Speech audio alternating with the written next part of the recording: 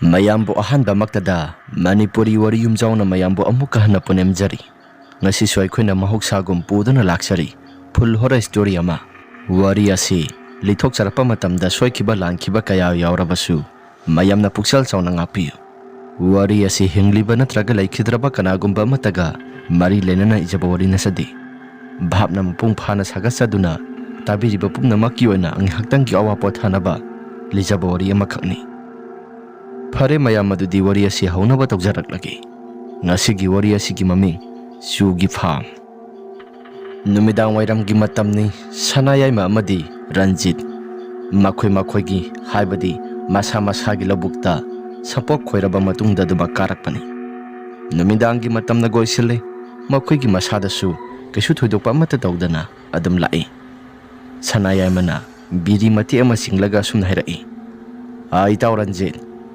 handa maragasi aikhoigi sigi lauphamgi nakal kitang chalaga lairiba Sugi Farm asida lairiba khura Kulasandra sibu handa maragasi kaino khara tawi haidana mina khara ngangnai sibu thajabro aidi masigi halasi kaya thoina thajabo oidida mina ngangnaribado aidi higaiwani haidana duma khalli mafam jaga sidam haki oina duma nungain inglisna lejaraba sida masa masu hairi khangdre masa singa sina phatabani na mahaki oiba maral khara puthok chaduna laita Sugi Farm masu tawjari mahakna farm tawduna hingliba sida kalaktana kanagumba mioi khara na ngangnariba mayam asi aidi khalu raga laikagi khulgi mioi singa si sauda saunangi yengu ahla sina laitraba matam haibadi laikagi mioi singa di masa masu singa hala sin thorakpa matamda khura nang kari watli tada nang kari watli haidana kanagumba mata swangde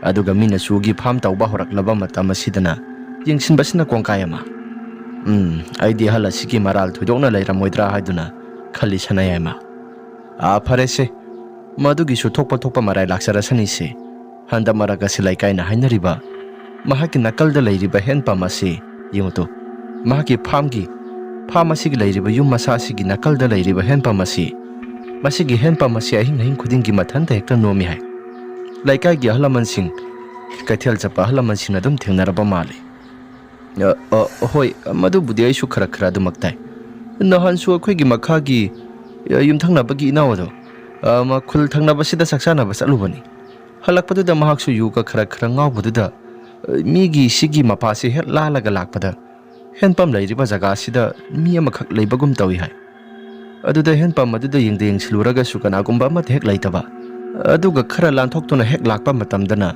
henpam ase masa mathanta kanagumba mana nombagumna hek tawrai hai yengda yengsiluraga su karigumba amate hek tawramdaba asigumba thogdo asi thengnaraba male ado khangdi aigi wakhaldadi tawriba pumnamak singase khura Kulasandrana tawramgani habadi aidi pak thajadi hoise ama boire aikhoi yumda yonaba tawrasi saksu lambana tatle asi hairaga anido sampok khoiba karaklaba matam lambida sum lakpa tanjani makhoi gi san ani du sodumak pai dana magi thokpa dum tawduna dumak sanari sanayaymana mamang thana sapani aduga Ranjitna tung oirapna sapani sanayaymana hairai aitaw handa marakasi sampok khoiribani haidana tawribasisu sana se masa khara ison bagum tawi sajik khara pijaba walabra itaw aigi sira mani itaw handa marakasi dhana su khara thongbasi pijaba wali sajikne haidana tawribasisu ain hek lairagan hek phali laitragan hek toi aigi nupini haidana tawribasisu thabak tanja menjaga gyamenga mate hek taba sanati lairiba lo hingkhol mayamasi isa nupi singasina hotna waiba swamata yadi magi mathau singda loina kana khibana aina hinglingai matam si phawadi lo hingkhol mayamasi aina hotna batabani khangdredi taw ahlo silak paibasisu lemjaphamga mata leiba sanati Saukrabalo hingkhol mayamasi sampok khoiribane haidana tawribasi isa singa mata yawba sanati tawmina silaw haibada swamata yadi marai mara tawraga dumaklai sanayaymana adunini nang donati aisunini isa singa singangna sanaba mata hek yadi kaidoroni yadrabanina law phamasi sahi khudingi hangaga thambadudi nungai thidana ibani na khara tek sumaina sum kumtharaklaga tawribasi Masimuk phaba animuk sudrabani. Lao lao. Asum taudana mabani si wari sara saraga lakpana Kulachandra gi sugi pharmado madugi mana waide yorakli. Numit asisu jara jara taakiba mata he khangawdi. Ningtham thagi matamakti nati. Adubu numit ase khara thuna hek tasingkhibaduda sanayaiman ingangakna. Hojing ihaktang da ingangakna ingang sangang hek lehubataine. Aduga mataw karamna jara jara hekta taakida numit asya. Ranjitna itaw nanggi wakhal oiramba yaida. Jasi salo. Itaw wakhal na dinati. Numit sing ihaktanggi mamangda Panawang na di leirambani adubu numit si jara jara hekta tasingki. Asum taudana sanaya mamasadi ingangakli. Ranjiti karigumba matakhanba taudada maklai. Asum na asum lapat kana duda sugi phamadugi hek nakalda leiriba lauktang sang masado madugi mapado hek yorakpa matamdani. Kadomdagi no khangdi lok aduda nga kaubugi makholama hekta lepa leitana tarai. Takli sialiba khongbala domda nga kaubagi makholni. Ranjitna ita nga kauba malida ngihaktan yingsira. Ranje yengagumsi yumda kitang tuna satlasi. Kainoda nga si pharadi nang susage hanida. Ay madu yeningdreda kitang tuna satnaba toksi.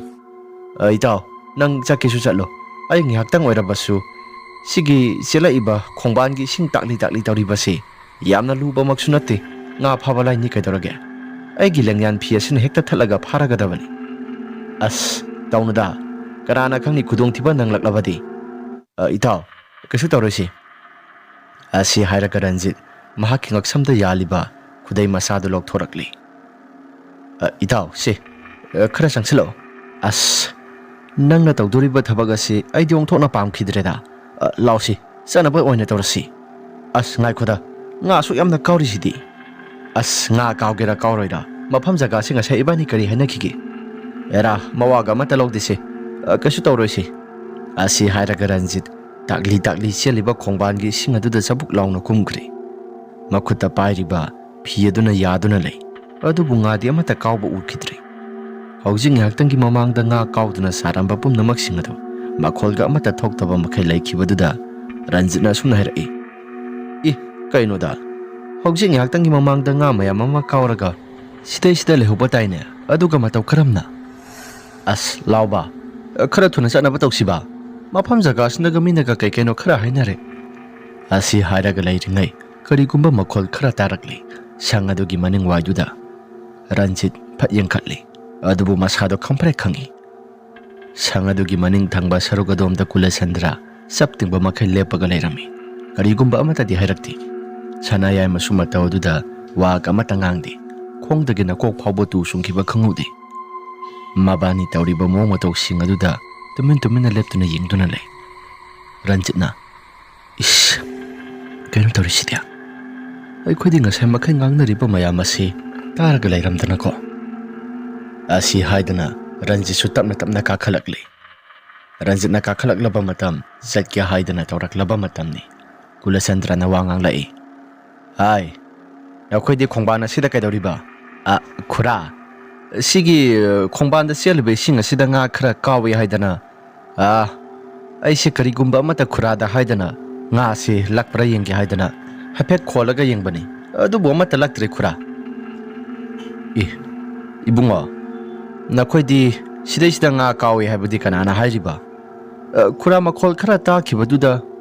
Ay, kaudi salo Nayumda gyantana yawnaba chatlo. Hoi khura. Asi hairaga sanayayma amadi Ranjit mamai laithoktuna lakli.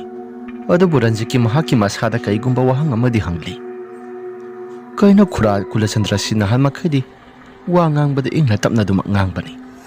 Adubu ngasigi numisimadi wa ngangbada khona se khara linglap na ngangida. Itaw khura Kulachandragi wa ngangasi kaino mithok tawdro. Nangda nate ay sunga saidagi khalibani aduna ay suwangang debi adum tumina leiribani. Hay kaino nabani na murum solido khura kaigumba amata nateda yumda halasira na sum hainariba. Salo numit tare.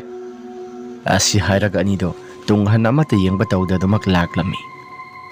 Khara satlaba kana duda tunglai thoktuna mu yengi ꯑꯗꯨꯕꯨ ꯀꯅꯥꯒꯨꯝꯕ ꯑꯃꯠꯇ ꯂꯩꯔꯝꯗꯦ꯫ ꯁꯪ ꯑꯗꯨꯒꯤ ꯃꯅꯤꯡ ꯑꯗꯨꯗ ꯀꯅꯥꯒꯨꯝꯕ ꯑꯃꯠꯇ ꯍꯦꯛ ꯂꯩꯔꯝꯗꯕꯗꯨꯗ ꯏꯇꯥꯎ ꯀꯩꯅꯣ ꯍꯧꯖꯤꯛ ꯉꯥꯏꯍꯥꯛꯇꯪꯒꯤ ꯃꯃꯥꯡꯗ ꯁꯤꯗ ꯆꯞ ꯇꯤꯡꯅ ꯂꯦꯞꯄꯒ ꯂꯩꯍꯧꯕ ꯇꯥꯏꯅꯦ꯫ ꯔꯟꯖꯤꯠꯅ ꯍꯥꯏꯔꯛꯄꯅꯤ꯫ ꯃꯗꯨꯗ ꯁꯅꯥꯌꯥꯏꯃꯅ ꯍꯥꯏ ꯆꯪꯂꯝꯃꯕꯗꯤ ꯀꯅꯥꯅ ꯈꯪꯕ ꯑꯁꯤ ꯍꯥꯏꯔꯒ ꯑꯗꯨꯃꯛ ꯂꯥꯛꯂꯦ꯫ ꯃꯌꯨꯝꯗ ꯌꯧꯔꯦ꯫ ꯁꯅꯥꯌꯥꯏꯃ ꯃꯌꯨꯝꯗ ꯍꯦꯛ ꯌꯧꯕ ꯀꯥꯟ ꯃꯈꯣꯡ ꯃꯈꯨꯠ ꯍꯥꯝꯗꯣꯛꯂꯦ꯫ ꯑꯗꯨꯒ ꯆꯥꯛꯁꯪꯗ ꯆꯪꯂꯛꯂꯕ ꯃꯇꯝꯗ ꯃꯍꯥꯛꯀꯤ ꯅꯨꯄꯤ ꯏꯕꯦꯌꯥꯏꯗ ꯑꯁꯨꯝꯅ ꯍꯥꯏ ꯑꯁ ꯉꯁꯤꯗꯤ ꯊꯧꯗꯣꯛ ꯑꯁꯤ ꯏꯁꯥꯗ ꯏꯀꯤ ꯀꯤꯕ ꯑꯃꯗꯤ ꯑꯗꯨꯃꯛ ꯐꯥꯎꯏꯗ꯫ ꯑꯩꯕꯨ ꯉꯁꯥꯏꯒꯤꯗꯣ ꯀꯩꯒꯨꯝꯕ ꯑꯃꯗꯤ ꯏꯇꯧ ꯇꯧꯕꯒꯨꯝ ꯇꯧꯏꯗ꯫ ꯏꯕꯦꯌꯥꯏ ꯆꯥꯛ ꯊꯣꯡꯅ ꯃꯋꯥ ꯃꯄꯨꯔꯣꯏꯕꯅ ꯍꯥꯏꯔꯛꯂꯤꯕ ꯋꯥꯐꯝ ꯃꯀꯣꯛ ꯃꯃꯩ ꯁꯝꯅꯗ꯭ꯔꯕ ꯋꯥꯍꯩ ꯑꯗꯨꯗ ꯃꯁꯥꯗ ꯏꯉꯛ ꯉꯛꯂꯦ꯫ ꯑꯗꯨꯒ ꯑꯁꯨꯝꯅ ꯍꯥꯏꯔꯛꯏ ꯀꯩꯅꯣ ꯂꯥꯛꯄꯒ ꯃꯔꯤ ꯃꯈꯣꯡ ꯑꯃꯠꯇ ꯁꯝꯅꯗꯕ ꯋꯥ ꯑꯃ ꯉꯥꯡꯂꯛꯏꯕꯁꯦ ꯅꯠꯇꯦ ꯀꯩꯗꯧꯔꯒꯦ ꯍꯦꯂꯣꯏꯒ ꯑꯣꯛꯅꯔꯛꯑꯕꯣ? ꯍꯦꯂꯣꯏ ꯑꯣꯛꯅꯕ ꯅꯠꯇꯦ ꯀꯩꯅꯣꯃ ꯉꯁꯤꯗꯤ ꯏꯇꯧ ꯇꯧꯏ ꯏꯁꯥꯁꯤ꯫ ꯍꯩꯃꯥ ꯑꯗꯨꯕꯨ ꯍꯥꯏꯕ ꯀꯩꯗꯧꯕ ꯌꯥꯎꯔꯒꯦ? ꯑꯩ ꯁꯅꯥꯌꯥꯏꯃꯒ ꯑꯩꯒꯁꯤ ꯁꯤꯒꯤ ꯂꯧꯕꯨꯛꯇꯒꯤ ꯀꯥꯔꯛꯄ ꯃꯇꯝꯗ ꯁꯅꯥꯌꯥꯏꯃꯁꯤ ꯏꯕꯥꯅꯤ ꯋꯥꯔꯤ ꯋꯥꯇꯥꯏ ꯁꯥꯟꯅꯗꯨꯅ ꯂꯥꯛꯄꯅꯤ꯫ ꯑꯗꯨꯒ ꯈꯨꯔꯥ ꯀꯨꯂꯆꯟꯗ꯭ꯔꯒꯤ ꯅꯥꯀꯜꯒꯤ ꯍꯦꯛ ꯃꯅꯤꯡ ꯊꯪꯕ ꯁꯔꯨꯛꯇ ꯂꯩꯔꯤꯕ ꯈꯣꯡꯕꯥꯟ ꯑꯗꯨꯗ ꯉꯥ ꯀꯥꯎꯕꯒꯨꯝ ꯍꯦꯛ ꯇꯧꯕꯗꯨꯗ ꯔꯟꯖꯤꯠꯅ ꯉꯥ ꯀꯥꯎꯕꯒꯤ ꯃꯈꯣꯜ ꯇꯥꯏ ꯍꯥꯏꯗꯅ ꯃꯍꯥꯛꯀꯤ ꯉꯛꯁꯝꯗ ꯌꯥꯜꯂꯤꯕ ꯐꯤ ꯑꯗꯨ ꯂꯧꯊꯣꯛꯂꯒ ꯃꯥꯁꯨ ꯉꯥ ꯐꯥꯅꯤ ꯍꯥꯏꯗꯅ ꯇꯧꯔꯝꯃꯤ꯫ ꯑꯩꯅꯗꯤ ꯐꯅ ꯀꯟꯅ ꯌꯥꯖꯗꯕꯅꯤ꯫ ꯑꯗꯨꯗ ꯍꯦꯛ ꯅꯥꯀꯜ ꯊꯪꯕ ꯁꯔꯨꯛ ꯑꯗꯨꯗ ꯈꯨꯔꯥ ꯀꯨꯂꯆꯟꯗ꯭ꯔꯁꯤ ꯆꯞ ꯇꯤꯡꯅ ꯂꯦꯞꯄꯒ ꯂꯩꯔꯝꯃꯤ꯫ ꯃꯇꯧ ꯑꯗꯨꯗ ꯏꯕꯥꯅꯤꯁꯦ ꯀꯤꯕꯅꯁꯨ ꯌꯥꯗ꯭ꯔꯕꯅꯤ꯫ ꯑꯗꯨꯗ ꯈꯨꯔꯥ ꯀꯨꯂꯆꯟꯗ꯭ꯔꯗꯣ ꯃꯃꯥꯡ ꯊꯛꯀ ꯃꯥꯟꯅꯗꯕ ꯋꯥꯉꯥꯡ ꯑꯃ ꯏꯉꯥꯡ ꯉꯥꯡꯉꯤ꯫ ꯀꯔꯤ ꯍꯥꯏꯔꯛꯏꯕ ꯃꯥꯗꯤ? ꯆꯠꯂꯣ ꯃꯐꯝ ꯖꯒꯥꯁꯤꯗ ꯀꯔꯤꯒꯨꯝꯕ ꯑꯃꯠꯇ ꯇꯧꯗꯦ ꯆꯠꯂꯣ ꯃꯇꯝ ꯑꯁꯤ ꯊꯦꯡꯂꯦ ꯑꯁꯤ ꯍꯥꯏꯔꯒ ꯃꯍꯥꯛꯅ ꯍꯥꯏꯔꯛꯏꯗꯅ꯫ ꯑꯗꯣ ꯀꯩꯗꯧꯔꯒꯦ ꯑꯍꯜ ꯑꯗꯨꯅ ꯍꯥꯏꯔꯛꯏꯕꯗꯣ? ꯅꯣꯏꯗꯤ ꯃꯄꯥꯟ ꯏꯄꯥꯟ ꯑꯃꯠꯇ ꯊꯣꯛꯇ꯭ꯔꯕꯅꯤꯅ ꯀꯔꯤꯒꯨꯝꯕ ꯑꯃꯠꯇ ꯈꯪꯂꯝꯂꯣꯏ꯫ ꯃꯤꯅ ꯉꯥꯡꯅꯔꯤꯕ ꯃꯌꯥꯝ ꯑꯁꯤ ꯅꯈꯣꯏ ꯇꯥꯗ꯭ꯔꯥ? ꯃꯍꯥꯛꯀꯤ ꯅꯨꯄꯥꯒꯤ ꯄꯥꯎꯈꯨꯝ ꯑꯗꯨꯗ ꯏꯉꯛ ꯉꯛꯅ ꯀꯔꯤ ꯍꯥꯏꯔꯤꯕ? ꯅꯈꯣꯏ ꯅꯨꯄꯤꯁꯤ ꯑꯣꯟꯊꯣꯛꯅ ꯄꯪꯈ꯭ꯔꯦꯗ꯫ ꯌꯦꯡꯉꯣ ꯍꯟꯗꯛ ꯈꯨꯜ ꯂꯩꯀꯥꯏꯁꯤꯗ ꯂꯩꯀꯥꯏꯒꯤ ꯃꯤꯑꯣꯏꯁꯤꯡꯅ ꯀꯩꯅꯣ ꯈꯔ ꯉꯥꯡꯅꯗꯅ ꯈꯨꯔꯥ ꯀꯨꯂꯆꯟꯗ꯭ꯔꯁꯤ ꯂꯥꯏꯒꯤ ꯇꯤꯟꯒꯤ ꯊꯧ ꯈꯔ ꯇꯧꯔꯦ ꯍꯥꯏꯗꯅ ꯃꯤꯅ ꯅꯤꯝꯐꯨ ꯉꯥꯡꯅꯔꯤꯁꯤ ꯅꯈꯣꯏ ꯇꯥꯗꯕ꯭ꯔꯣ? ꯆꯠꯊꯣ ꯑꯥꯗ ꯃꯋꯥ ꯑꯃꯠꯇ ꯂꯧꯗꯦ꯫ ꯑꯗꯨꯛ ꯐꯈ꯭ꯔꯕ ꯑꯍꯜ ꯑꯗꯨꯕꯨ ꯃꯔꯥꯜ ꯄꯨꯡꯁꯤꯗ ꯁꯤꯕ ꯌꯥꯕ ꯅꯠꯇꯦ꯫ ꯃꯆꯥ ꯃꯁꯨꯁꯤꯡꯅ ꯏꯟꯊꯣꯛꯇꯅ ꯇꯣꯉꯥꯟ ꯇꯥꯔꯤꯕ ꯅꯠꯇ꯭ꯔꯥ? ꯍꯣꯏꯅꯦꯍꯦ ꯑꯗꯨꯕꯨꯗꯤ ꯆꯨꯝꯃꯤ꯫ ꯑꯗꯨꯗ ꯃꯤꯅ ꯉꯥꯡꯅꯔꯤꯕꯁꯤꯡ ꯑꯁꯤ ꯆꯨꯝꯕ꯭ꯔꯥ ꯂꯥꯟꯕ꯭ꯔꯥ ꯍꯥꯏꯕꯗꯣ ꯃꯗꯨꯃꯁꯨ ꯑꯩ ꯈꯪꯗ꯭ꯔꯦ꯫ ꯑꯗꯨꯗ ꯃꯤꯅ ꯉꯥꯡꯅꯔꯤꯕ ꯃꯌꯥꯝꯁꯤꯡ ꯑꯗꯨꯒ ꯉꯁꯤ ꯈꯨꯔꯥ ꯀꯨꯂꯆꯟꯗ꯭ꯔꯅ ꯇꯧꯔꯛꯂꯤꯕ ꯃꯑꯣꯡ ꯃꯇꯧꯁꯤꯡ ꯑꯗꯨꯒ ꯑꯩꯁꯤ ꯏꯁꯤꯡꯗ ꯁꯤꯡꯅꯔꯕꯅꯤ꯫ ꯑꯁꯨꯝꯅ ꯃꯇꯩ ꯃꯅꯥꯎ ꯏꯕꯦꯌꯥꯏꯃ ꯑꯃꯗꯤ ꯁꯅꯥꯌꯥꯏꯃ ꯋꯥꯔꯤ ꯋꯥꯇꯥꯏ ꯁꯥꯟꯅꯗꯨꯅ ꯂꯩ꯫ ꯑꯁꯣꯝꯗꯅ ꯔꯟꯖꯤꯠ ꯑꯃꯗꯤ ꯁꯥꯟꯇꯤ ꯃꯇꯩ ꯃꯅꯥꯎ ꯑꯅꯤ ꯋꯥꯔꯤ ꯋꯥꯇꯥꯏ ꯁꯥꯟꯅꯗꯨꯅ ꯑꯗꯨꯃꯛ ꯂꯩ꯫ ꯁꯥꯟꯇꯤꯅ ꯃꯋꯥ ꯃꯄꯨꯔꯣꯏꯕꯒꯤ ꯋꯥꯔꯤꯁꯤꯡ ꯑꯗꯨ ꯂꯣꯏꯅ ꯇꯥꯔꯕ ꯃꯇꯝꯗ ꯑꯁꯨꯝꯅ ꯃꯄꯨꯔꯣꯏꯕꯗ ꯍꯥꯏꯔꯛꯈꯤ ꯌꯥꯔꯦꯁꯦ ꯃꯤꯒꯤ ꯈꯣꯡꯕꯥꯟ ꯃꯄꯥꯗꯨꯗ ꯅꯣꯏꯅ ꯆꯪꯁꯤꯜꯂꯒ ꯉꯥ ꯐꯥꯅꯤ ꯍꯥꯏꯗꯅ ꯇꯧꯔꯨꯔꯕꯅꯤꯅ ꯃꯤꯅ ꯀꯩꯅꯣ ꯈꯔ ꯍꯥꯏꯔꯛꯄ ꯇꯥꯕꯅꯤ꯫ ꯑꯗꯨ ꯑꯣꯏꯔꯒꯁꯨ ꯃꯍꯥꯛꯅ ꯉꯥꯡꯂꯛꯏꯕ ꯋꯥꯉꯥꯡ ꯁꯉꯥꯡꯗꯨꯗꯤ ꯅꯍꯥꯟ ꯃꯈꯩ ꯑꯩꯈꯣꯏꯗ ꯉꯥꯡꯕꯒ ꯑꯃꯠꯇ ꯃꯥꯟꯅꯗꯦꯅꯦ꯫ ꯉꯁꯤꯗꯤ ꯈꯣꯟ ꯑꯗꯣ ꯈꯔ ꯀꯜꯂꯞꯅ ꯉꯥꯡꯉꯛꯏ꯫ ꯈꯪꯗ꯭ꯔꯦꯗ ꯃꯤꯅꯁꯨ ꯀꯩꯅꯣ ꯈꯔ ꯍꯥꯏꯅꯕꯒ ꯃꯁꯤꯒꯤ ꯑꯍꯜ ꯑꯁꯤ ꯑꯩꯗꯤ ꯀꯌా ꯊꯣꯏꯅ ꯑꯣꯏꯅꯝꯕ ꯑꯣꯏꯗꯦꯗ꯫ ꯀꯩꯅꯣ ꯆꯥꯕ ꯊꯛꯄꯗ ꯑꯣꯏꯅꯝꯕ ꯍꯥꯏꯕ ꯋꯥꯍꯩꯗꯨ ꯁꯤꯖꯤꯟꯅꯒꯗꯕ ꯅꯠꯇ꯭ꯔꯣ? ꯁꯤꯗꯩꯁꯤꯗ ꯑꯍꯜꯁꯤꯗ ꯀꯔꯤꯅꯣ?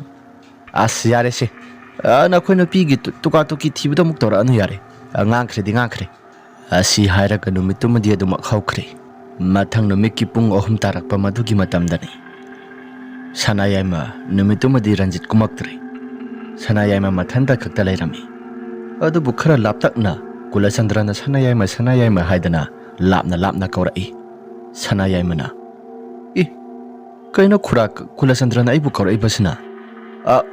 ꯈꯨꯔꯥ ꯀꯔꯤ ꯍꯥꯏꯒꯦ ꯈꯨꯔꯥ? ꯁꯅꯥꯌꯥꯏꯃ ꯑꯩꯒꯤ ꯅꯥꯛꯇ ꯑꯃꯨꯛꯇ ꯂꯥꯛꯀꯦꯔꯣ?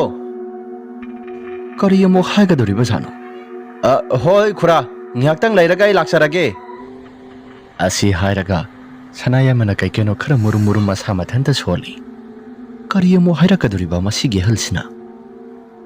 ꯑꯩꯗꯤ ꯑꯣꯟꯊꯣꯛꯅ ꯇꯟꯈ꯭ꯔꯦꯗ꯫ ꯐꯔꯦ ꯑꯃꯕꯨ ꯑꯣꯏꯔꯕꯁꯨ ꯑꯃꯨꯛꯇꯪꯗꯤ ꯆꯪꯂꯒ ꯌꯦꯡꯂꯨꯒꯦ꯫ ꯑꯁꯤ ꯍꯥꯏꯔꯒ ꯁꯅꯥꯌꯥꯏꯃ ꯊꯕꯛ ꯄꯔꯞ ꯇꯧꯊꯣꯛꯂꯕ ꯃꯇꯨꯡ ꯉꯥꯏꯍꯥꯛꯇꯪ ꯄꯣꯊꯥꯕ ꯑꯣꯏꯅ ꯆꯪꯂꯨꯒꯦ ꯍꯥꯏꯗꯅ ꯃꯍꯥꯛꯀꯤ ꯂꯧꯇꯥꯡꯁꯪ ꯍꯥꯏꯕꯗꯤ ꯁꯨꯒꯤ ꯐꯥꯝ ꯂꯩꯔꯤꯕ ꯃꯥꯏꯀꯩ ꯑꯁꯣꯝꯗ ꯂꯥꯛꯂꯤ꯫ ꯁꯅꯥꯌꯥꯏꯃꯅ ꯌꯧꯁꯤꯜꯂꯛꯄ ꯃꯇꯝꯗ ꯒꯟꯖꯥ ꯊꯛꯄꯒꯤ ꯃꯅꯝ ꯈꯔ ꯅꯝꯃꯤ꯫ Ganza mana masidia. Asi hairaga dumak changlai. Khura. Khura Kulasandra. Khura. Khura bu tabi bro. Asumna hanjin hanjin kaurabasu pakna taba kauba leiti. Thong ado masa mathanta dumak thingduna leirami. Ngihaktangi matungda thong ado kanagumba amana hangdorakpagumna makhol ge launa thoktuna hangdoraklei. Khura bu leitaba sala. Khura. Asumna hek kauruba matamda yum adugi manung thangba saruk haibadi sang adugi manung thangba saruk adomda kanagumba ama murum solaga wari watai sanabagumna hek tawraklei. Sanayaima. Kananu sidi. Manung asidagi kanagumba miyoi khara murum sonbagum tawida. Asumna masa mathanta ngangduna leiringai matam maduda Kulasandra farm adudagi lakli. Ibungo nang laabra matawduda Sanayaima. Khura. Hoi ai laksari. Sanayaima matawduda ingakagli. Mahaki wakhaldasu kaigumba khara khalai. Manung thangba saruga sidana murum soli. Aduga mapana sidana Khura Kulasandra. Ai gyamenga mate tadri. Asi hairaga masa mathanta murum soli. Sanayaimagi matawduda Kulasandrana. Hai, nangbu kaidawrage? Nasa nungaitrabo? Khura, ai kasu thudokpa tawdeda. Khura na ai kaubibabu kari wa tana sabanu Khura. Wa tana gadaba nati. Nghayak awapo thabo ina ganja amamam tang oirabasu singki saidana ai nang kaubani. Khura bu mai khu sizinarabo. Ithanta sumlaibasida isasi kaigino khangdi. Wakhal nungaitraba matamda ganja se hek singaga isu awaba pothai. Aduga thaba inkhang waraklaba matamdasu ganja se hek singlaga isu awaba potharibani. Miyoiba ama oina. Khura, yaida. Pare adudi nang sidang ngihaktan leiramu. Ai imungda ngihaktan sanglaga masak mathum singadu puthorakki. Mapana sida gyan tana singsi. Imungda maikhu sisinabasi masimadi ai nungaitre. Hoi Khura. Asum tawdana Kulasandra imungda dumak sangkre. Sanayaima masada su kaigumba khara khalli. Khura na hek sangkiba matamdana kanagumba mat hek langkidre. Hai gumnadana Kulasandra na hek sangkiba matamda ngasai makai murum suambugum tawramba miyoi singadugi khonjelado karigumba amate hek tarakidre.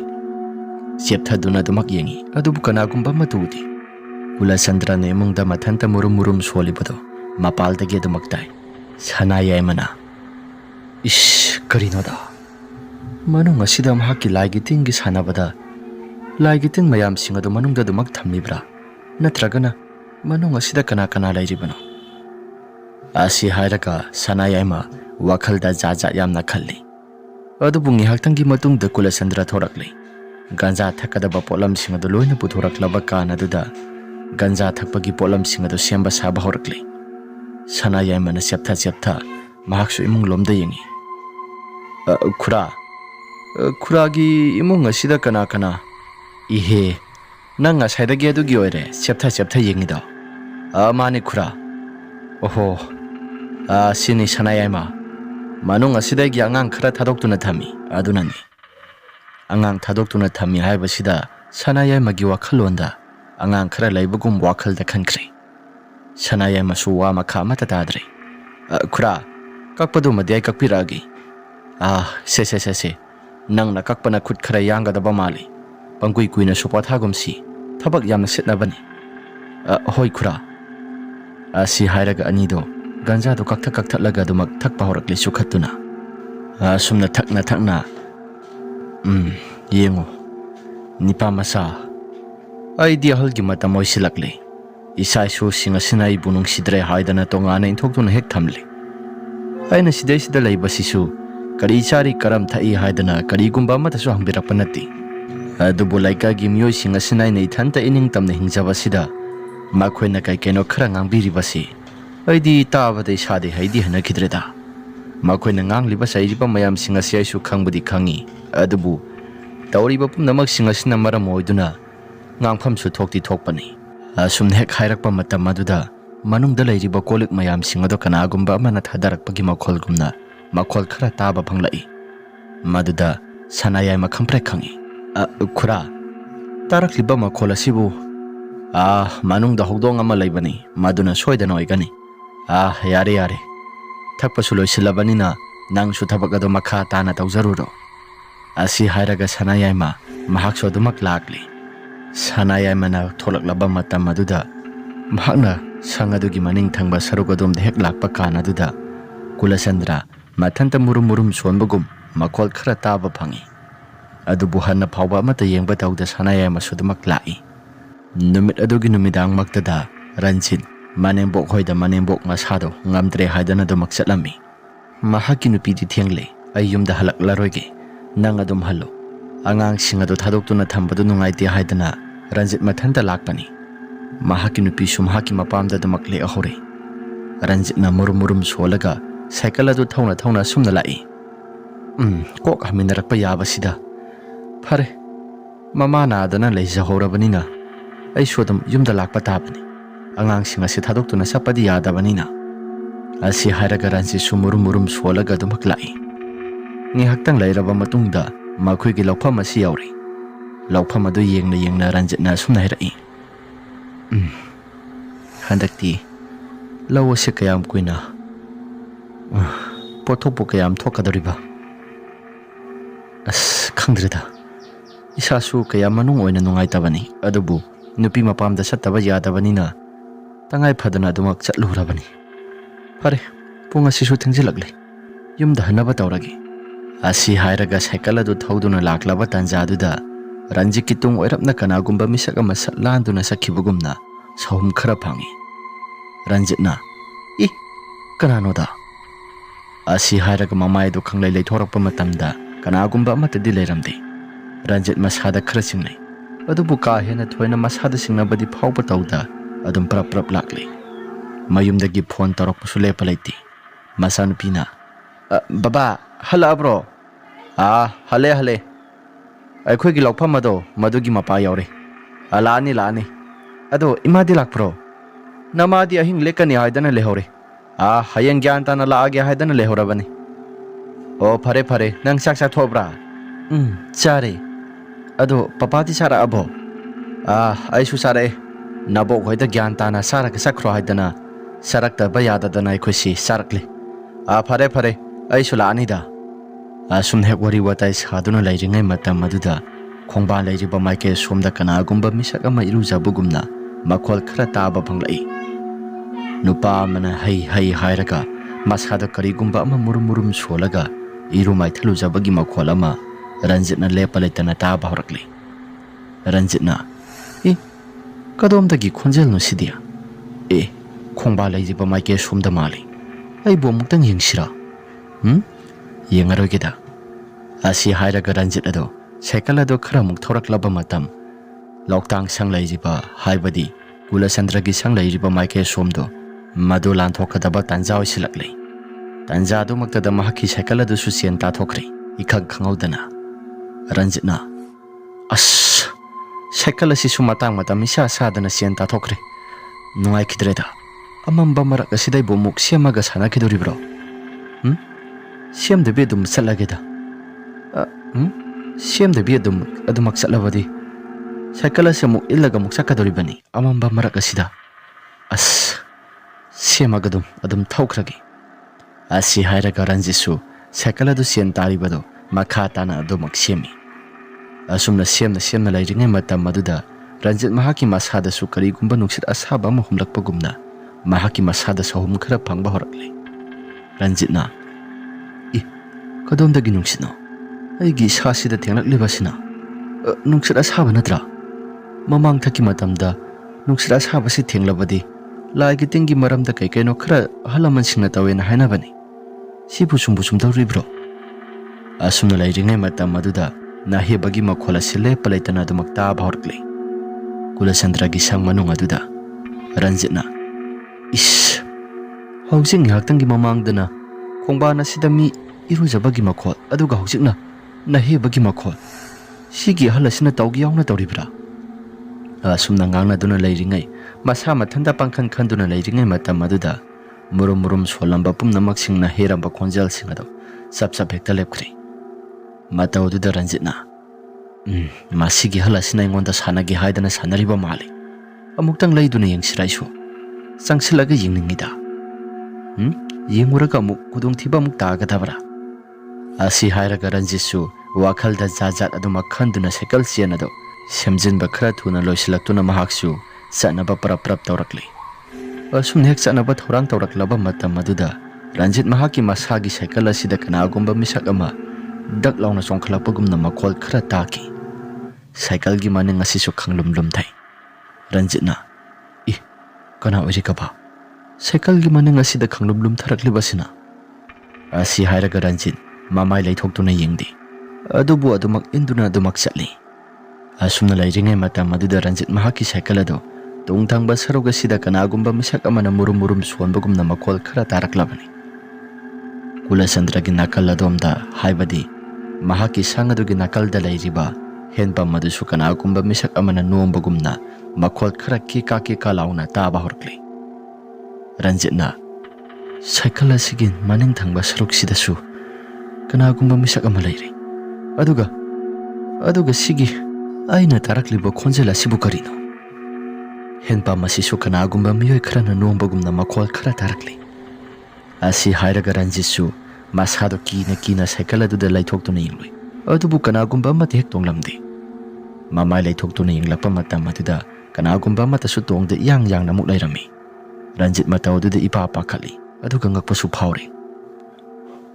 Henpa masida lairiba sina kana. Asi hairaga henpa maduda miyeng thamba horakli.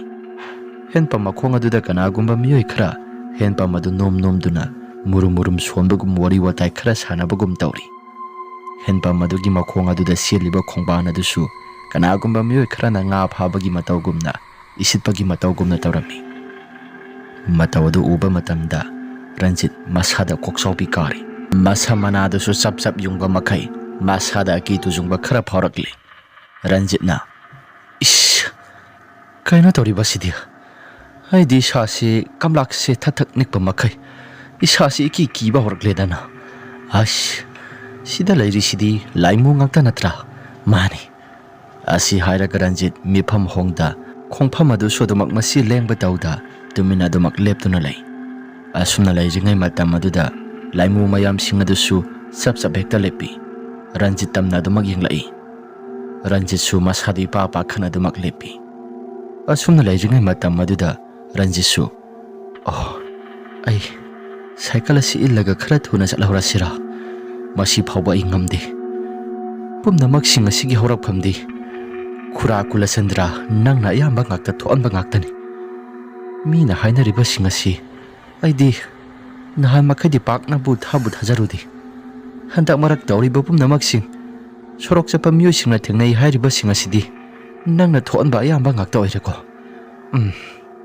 Asi hairaga Ranjit masado thak nipa makai akiba tujungba phawba horkli. Mahaki tungthangba saruktasu kanagumba miyoi khara lepagum masada sanil khara phawrai. Laikai sidi nahan makai mahak mathanta hekta sida tongan taduna lehliba sidi masa masu singasina mahakna tawriba thabak singasi yaningdabagi soidana oiramba yai. Ai isasi karamna nanthokadabano khutta maiket amata pairakti kamai tawni sidi. Ranjit masada mataw karamna mafam jaga asidagi nanthokani haibado mahak masana amata khangjadi. Asumna tawduna lairingai matam maduda sap leptuna lairiba miyoising haibadi khongbanda lairiba mitamsing aduga henpa maduda lairiba mitamsing adusu yengsiluba matamda mahaki masado iki ba phawraklabani. Asum yengduna lairingai matam maduda mitamsing adu tapna makhong thangduna Ranjit ki manak tamna sumak lai. Ranjit sumadu uruba matam maduda siengi haidana wakhalda di khalli adubu sienbadi pakna ngamde. Ranjitna soidredana ngasidi aigi sasi laimu mayam singasina aigi sasi hingthathatpa soidredana.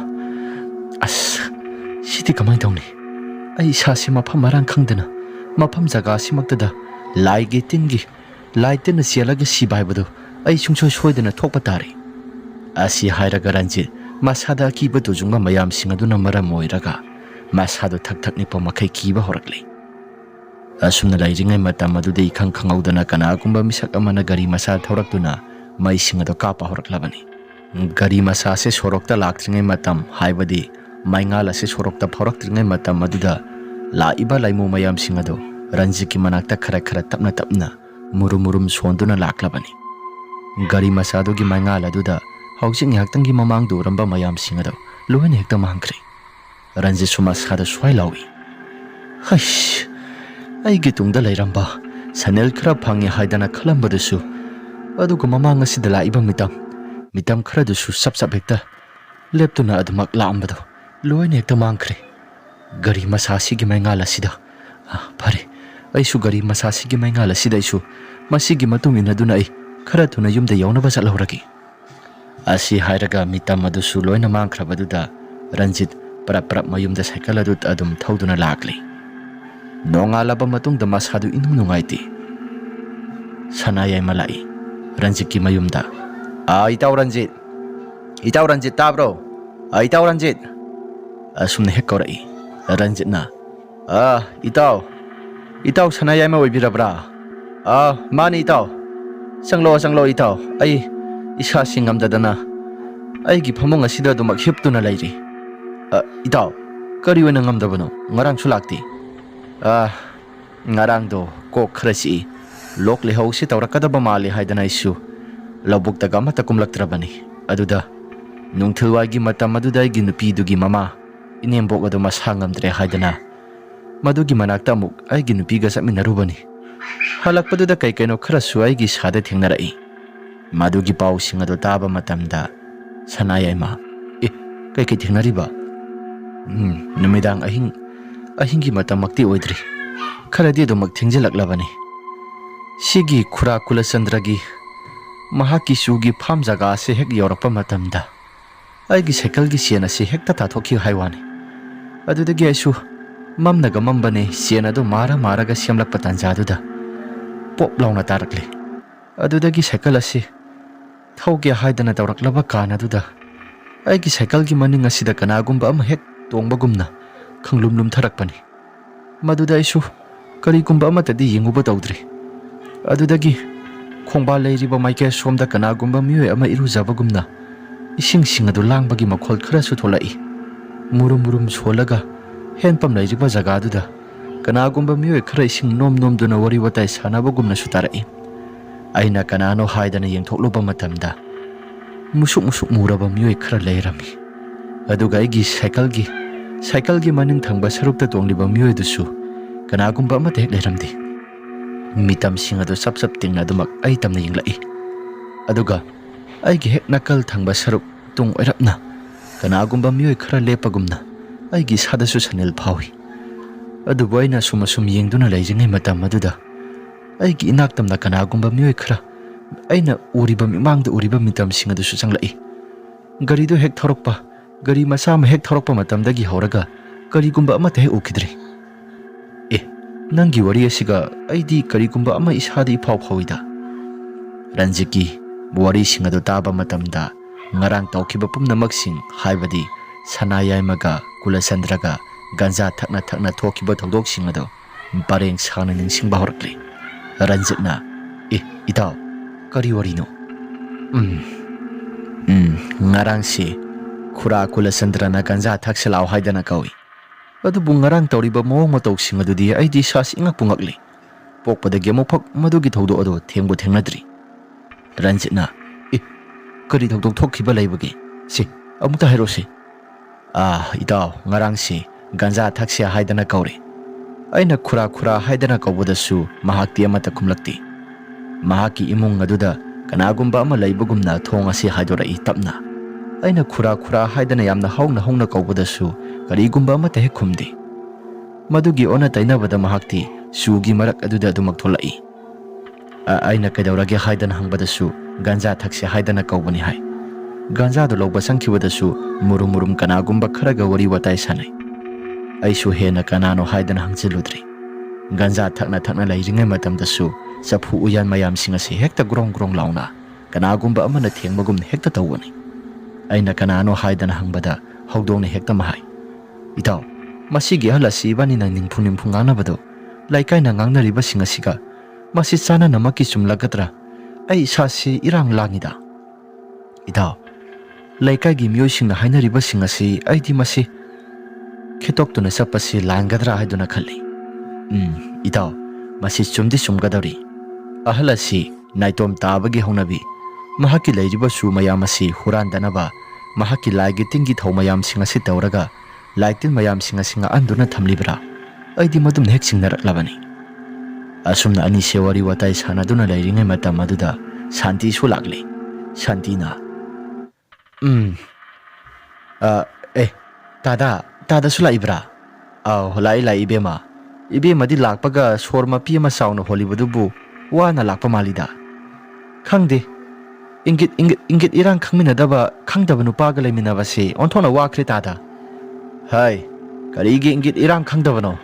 ꯉꯔꯥꯡꯗꯒꯤ ꯏꯁꯥꯁꯤ ꯉꯝꯗ ꯂꯩꯕꯅꯤ꯫ ꯏꯅꯦꯝꯕꯣꯛꯇꯣ ꯉꯝꯗꯦ ꯍꯥꯏꯕꯗꯨꯗ ꯅꯪꯒ ꯄꯨꯂꯞ ꯆꯠꯃꯤꯟꯅꯔꯨꯕ ꯅꯠꯇ꯭ꯔꯥ?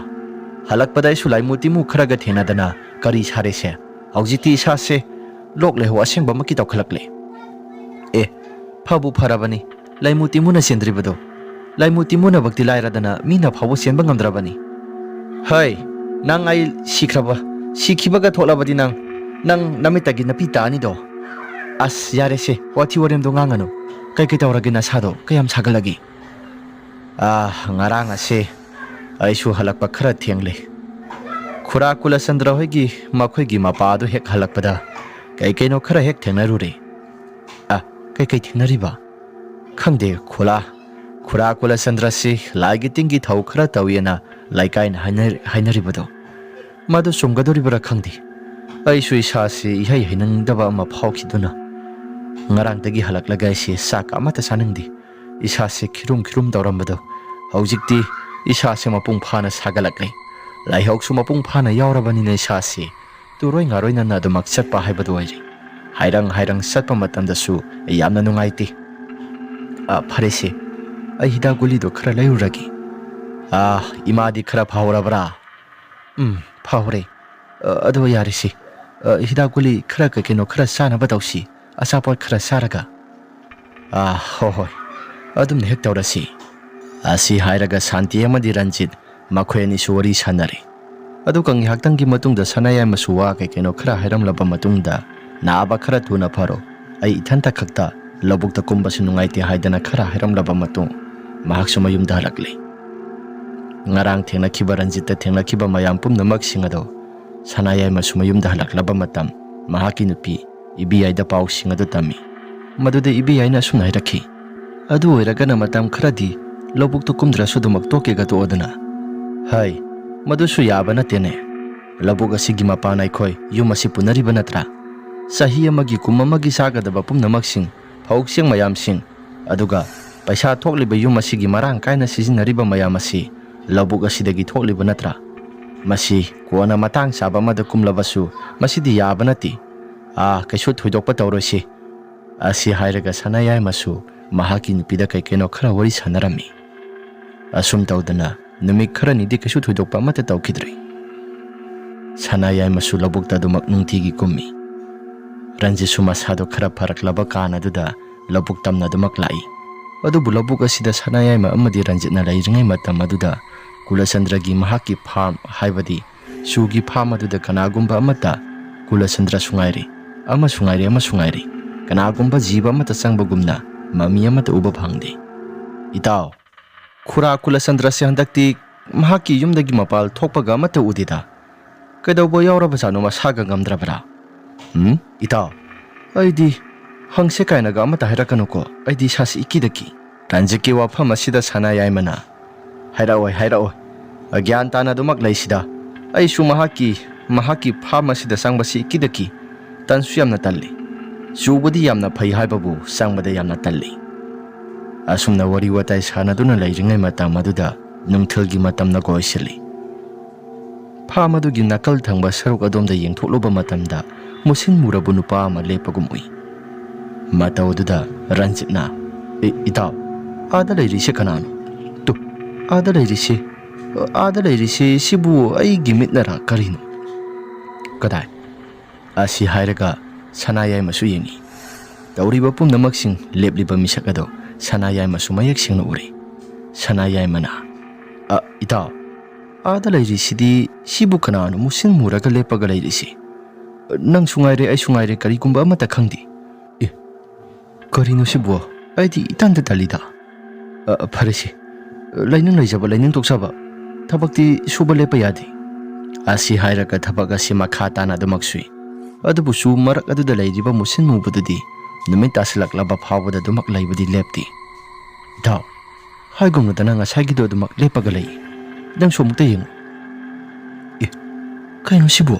ꯑꯁꯤ ꯍꯥꯏꯔꯒ ꯁꯅꯥꯌꯥꯏꯃ ꯑꯃꯗꯤ ꯔꯟꯖꯤꯠ ꯃꯁꯥꯗꯣ ꯀꯔꯤꯒꯨꯝꯕ ꯑꯃ ꯏꯇꯧ ꯇꯧꯔꯝꯃꯤ. ꯑꯗꯨꯕꯨ ꯊꯕꯛ ꯑꯁꯤ ꯂꯣꯏꯁꯤꯜꯂꯒ ꯂꯥꯛꯂꯕ ꯃꯇꯝ ꯑꯗꯨꯗ ꯀꯔꯤꯒꯨꯝꯕ ꯑꯃꯠꯇꯗꯤ ꯎꯔꯛꯇ꯭ꯔꯤ. ꯏꯇꯥꯎ, ꯀꯔꯤꯒꯨꯝꯕ ꯑꯃꯠꯇ ꯎꯔꯝꯗ꯭ꯔꯤꯁꯤꯗꯤ? ꯉꯁꯥꯏ ꯂꯩꯔꯝꯕꯗꯣ ꯑꯃꯠꯇ ꯂꯩꯔꯝꯗ꯭ꯔꯤ. ꯍꯣꯏꯅꯦ, ꯑꯗꯨꯕꯨꯗꯤ ꯑꯃꯠꯇ ꯂꯩꯔꯝꯗ꯭ꯔꯤ. ꯀꯃꯥꯏꯅ ꯇꯧꯁꯦꯕ? ꯂꯥꯛꯑꯣꯁꯦ. ꯀꯅꯥꯒꯨꯝꯕ ꯑꯃꯠꯇ ꯂꯩꯔꯝꯗ꯭ꯔꯤꯁꯤ ꯃꯁꯤ ꯌꯥꯝꯅ ꯂꯥꯏꯕꯛ ꯐꯔꯕꯅꯤ. ꯂꯥꯛꯑꯣ, ꯈꯔ ꯊꯨꯅ ꯆꯠꯅꯕ ꯇꯧꯁꯤ. ꯑꯁꯨꯝꯅ ꯍꯦꯛ ꯂꯥꯛꯂꯕ ꯀꯥꯟ ꯑꯗꯨꯗ ꯃꯈꯣꯏꯒꯤ ꯐꯥꯔꯝ ꯃꯄꯥꯗꯨ ꯌꯧꯁꯤꯜꯂꯛꯂꯤ. ꯀꯨꯂꯆꯟꯗ꯭ꯔꯒꯤ ꯐꯥꯔꯝ ꯃꯄꯥꯗꯨ ꯌꯧꯁꯤꯜꯂꯛꯂꯕ ꯃꯇꯝ ꯑꯗꯨꯗ ꯑꯄꯨꯝ ꯑꯁꯥꯒꯤ ꯃꯅꯝ ꯑꯁꯤ ꯑꯗꯨꯛꯀꯤ ꯃꯇꯤꯛ ꯌꯥꯝꯅ ꯀꯟꯅ ꯅꯝꯕ ꯍꯧꯔꯛꯂꯤ. ꯐꯥꯔꯝ ꯑꯗꯨꯒꯤ ꯁꯪ ꯂꯩꯔꯤꯕ ꯃꯥꯏꯀꯩ ꯁꯣꯝꯗ ꯀꯅꯥꯒꯨꯝꯕ ꯃꯤꯑꯣꯏ ꯈꯔ ꯃꯨꯔꯨꯝ ꯃꯨꯔꯨꯝ ꯁꯣꯟꯕꯒꯨꯝꯅ ꯃꯈꯣꯜ ꯈꯔꯁꯨ ꯇꯥꯕ ꯍꯧꯔꯛꯏ. ꯏꯇꯥꯎ, ꯀꯩꯅꯣꯗ? ꯃꯨꯔꯨꯝ ꯃꯨꯔꯨꯝ ꯁꯣꯟꯕꯒꯨꯝ ꯐꯥꯔꯝ ꯃꯅꯨꯡ ꯑꯁꯤꯗ ꯃꯤ ꯂꯩꯕꯒꯨꯝ ꯇꯧꯏꯗ.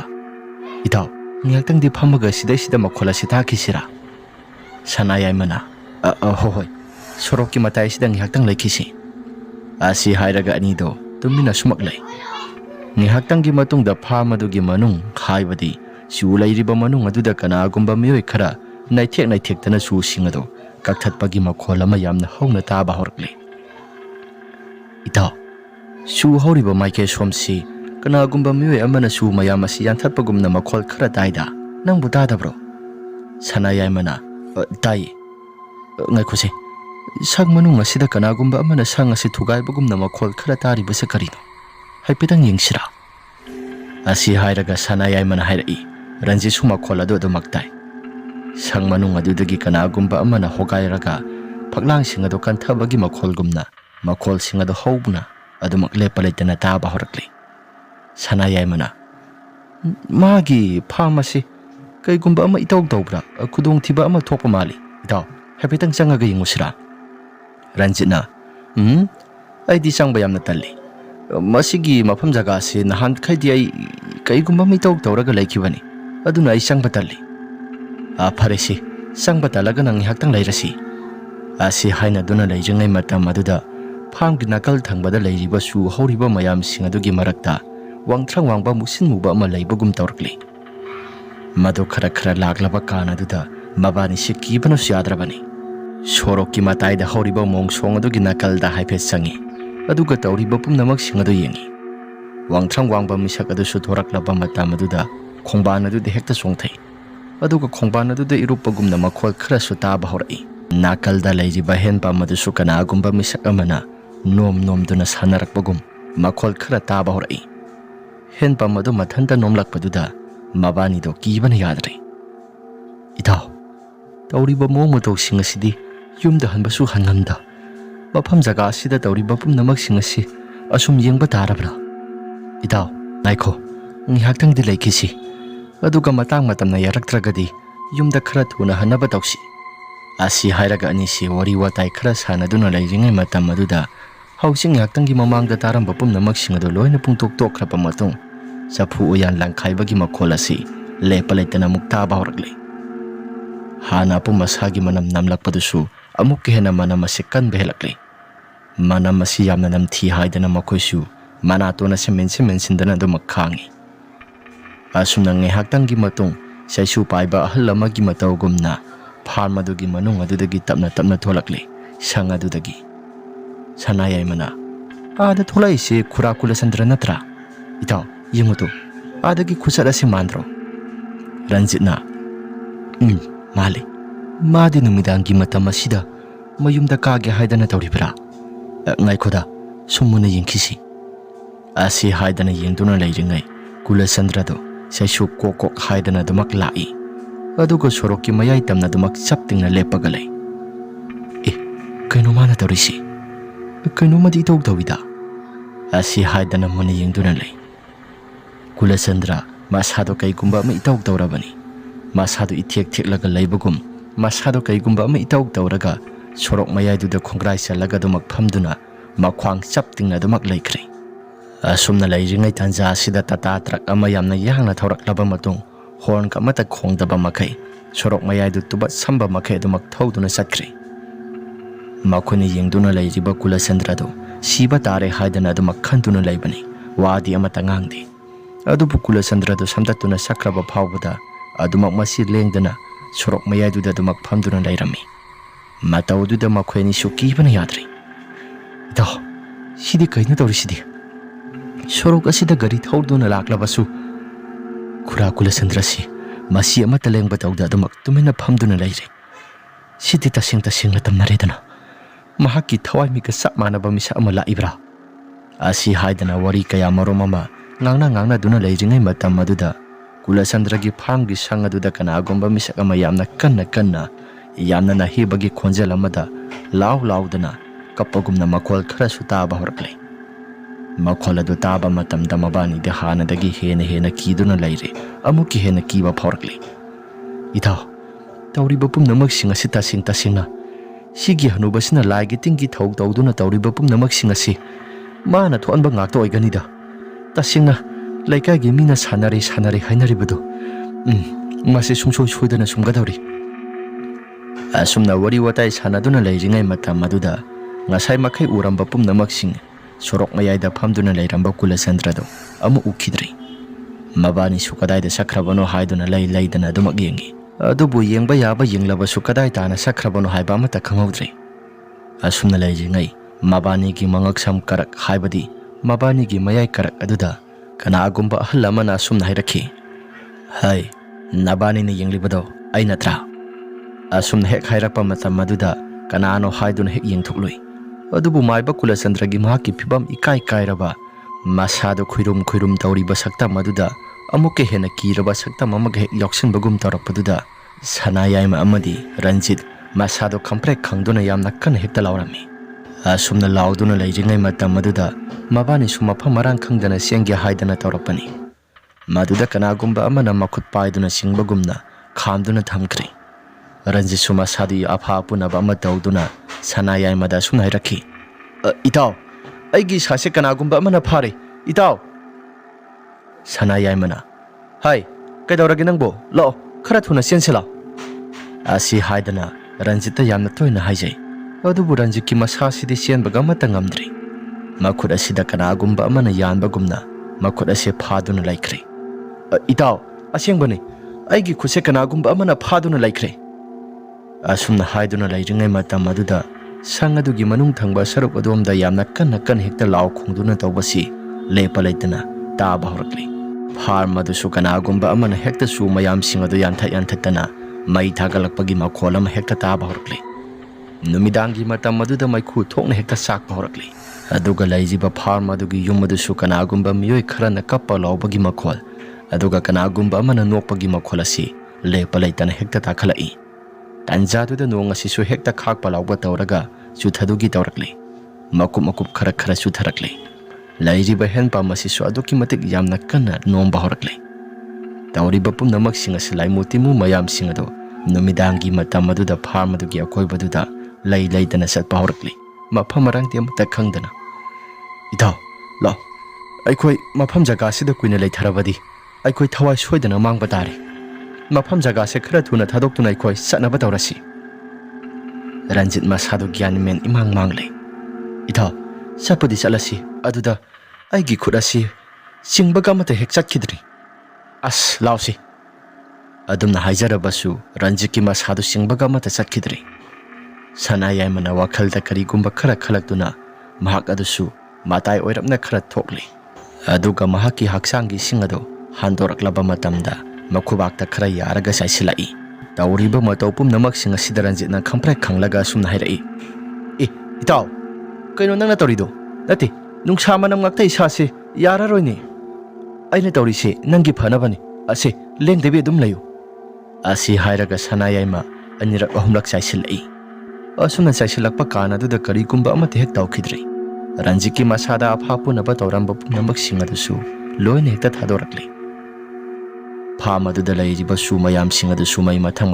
ꯊꯥꯔꯛꯄꯒꯨꯝꯅ ꯃꯩꯈꯨ ꯃꯌꯥꯝ ꯑꯁꯤ ꯍꯦꯛꯇ ꯂꯦꯞꯄ ꯂꯩꯇꯅ ꯀꯥꯔꯛꯏ꯫ ꯔꯟꯖꯤꯠ ꯑꯃꯗꯤ ꯁꯅꯥꯌꯥꯏꯃ ꯇꯨꯡ ꯍꯟꯅ ꯌꯦꯡꯕ ꯇꯧꯗ ꯄꯔꯞ ꯑꯗꯨꯃꯛ ꯆꯦꯜꯂꯛꯏ꯫ ꯑꯁꯨꯝꯅ ꯆꯦꯟꯖꯔꯕꯁꯨ ꯇꯨꯡ ꯊꯪꯕ ꯁꯔꯨꯛ ꯑꯁꯤꯗ ꯀꯅꯥꯒꯨꯝꯕ ꯃꯤꯁꯛ ꯑꯃꯅ ꯌꯥꯝꯅ ꯍꯩꯅꯗꯕ ꯈꯣꯟꯖꯦꯜ ꯑꯃꯗ "ꯁꯅꯥꯌꯥꯏꯃ ꯔꯟꯖꯤꯠ, ꯉꯥꯏꯈꯣ, ꯑꯩꯒ ꯅꯪꯒ ꯄꯨꯂꯞ ꯄꯨꯟꯅ ꯆꯠꯃꯤꯟꯅꯁꯤ, ꯅꯈꯣꯏꯒ ꯑꯩꯒ ꯄꯨꯂꯞ ꯄꯨꯟꯅ ꯆꯠꯃꯤꯟꯅꯁꯤ" ꯍꯥꯏꯗꯅ ꯃꯨꯔꯨꯝ ꯁꯣꯟꯗꯨꯅ ꯇꯥꯟꯅꯔꯛꯄꯒꯨꯝ ꯇꯧꯏ꯫ ꯇꯥꯔꯛꯂꯤꯕ ꯈꯣꯟꯖꯦꯜ ꯑꯁꯤ ꯃꯥꯏꯕ ꯀꯨꯂꯆꯟꯗ꯭ꯔꯒꯤ ꯈꯣꯟꯖꯦꯜ ꯑꯣꯏꯅꯁꯨ ꯇꯧꯏ꯫ ꯀꯨꯂꯆꯟꯗ꯭ꯔꯒꯤ ꯈꯣꯟꯖꯦꯜ, ꯌꯥꯝꯅ ꯇꯥꯕꯗ ꯍꯩꯅꯗ꯭ꯔꯕ ꯈꯣꯟꯖꯦꯜ ꯑꯁꯤ ꯇꯥꯅ ꯃꯕꯥꯅꯤ ꯃꯌꯨꯝ ꯇꯝꯅ ꯂꯥꯛꯂꯦ꯫ ꯑꯁꯨꯝꯅ ꯅꯨꯃꯤꯠ ꯑꯁꯤ ꯍꯧꯈ꯭ꯔꯦ꯫ ꯑꯗꯨꯕꯨ ꯅꯨꯃꯤꯠ ꯑꯗꯨ ꯍꯧꯈ꯭ꯔꯕ ꯃꯇꯨꯡ ꯃꯊꯪꯒꯤ ꯅꯨꯃꯤꯠ ꯑꯗꯨꯗ ꯁꯣꯔꯣꯛ ꯑꯗꯨꯗ ꯑꯃꯨꯛ ꯆꯠꯂꯒ ꯌꯦꯡꯂꯨꯕ ꯃꯇꯝꯗ ꯃꯍꯥꯛꯀꯤ ꯁꯨꯒꯤ ꯐꯥꯔꯝ ꯑꯗꯨ ꯀꯩꯁꯨ ꯊꯣꯏꯗꯣꯛꯄ ꯑꯃꯠꯇ ꯇꯧꯔꯝꯗꯦ꯫ ꯑꯗꯨꯕꯨ ꯃꯍꯥꯛꯀꯤ ꯐꯥꯔꯝꯒꯤ ꯃꯄꯥꯁꯤ ꯂꯥꯟꯊꯣꯛ ꯂꯥꯟꯁꯤꯟ ꯇꯧꯕ ꯃꯇꯝꯗ ꯑꯀꯤ ꯇꯨꯖꯨꯡꯕꯗꯤ ꯑꯗꯨꯃꯛ ꯐꯥꯎꯏ꯫ ꯑꯗꯨꯒ ꯑꯄꯨꯝ ꯑꯁꯥꯒꯤ ꯃꯅꯝ ꯑꯁꯤ ꯂꯝꯕꯤ ꯆꯠꯊꯣꯛ ꯆꯠꯁꯤꯟ ꯇꯧꯕ ꯃꯤꯑꯣꯏꯁꯤꯡꯗ ꯂꯦꯞꯄ ꯂꯩꯇꯅ ꯃꯅꯝ ꯑꯁꯤ ꯀꯟꯅ ꯍꯦꯛꯇ ꯅꯝꯕ ꯍꯧꯔꯛꯏ꯫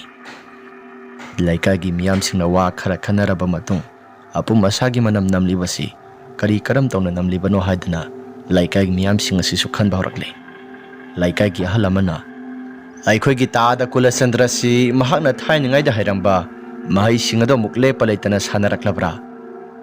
ꯐꯅ ꯑꯍꯜꯒꯤ ꯃꯇꯝꯁꯨ ꯑꯣꯏꯁꯤꯜꯂꯛꯂꯤ, ꯑꯄꯨꯝ ꯑꯁꯥꯒꯤ ꯃꯅꯝ ꯅꯝꯂꯤꯕꯁꯤ ꯑꯃꯨꯛꯇꯪꯗꯤ ꯑꯩꯈꯣꯏ ꯃꯌꯥꯝ ꯆꯪꯂꯒ ꯌꯦꯡꯕꯅꯗꯤ ꯐꯕꯅꯤꯗ."